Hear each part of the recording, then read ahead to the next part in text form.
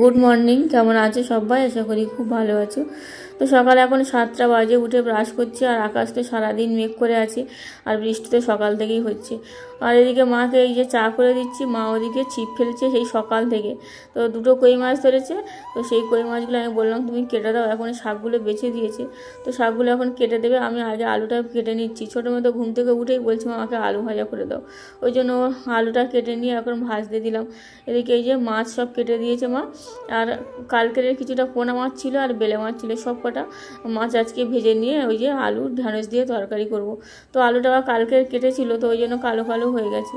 আর এই যে শাক কটা এখন ধুয়ে নিয়েছি। আর মা ওইদিকে বলছে আমি একটু দোকানের দিকে ঘুরে আসি। তো যদি মাছ থাকে আর আলুও নেই, আর কয়েকটা জিনিস দরকার আছে, সারপো শেষ হয়ে গেছে, তো ওই জন্য আমি বললাম তুমি যাও।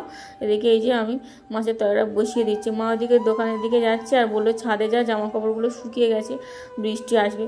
ওই জন্য জামা কাপড়গুলো তুললাম। আর এই বর্ষাকালে সারাক্ষণ জামা কাপড় তোলা আর নামা আমার একদম ভালো লাগে না, তো কিছু করার নেই। এদিকে দেখি কাঠ সব কোথা থেকে মা নিয়ে সব গুছিয়ে রেখেছে, আমি জানি না।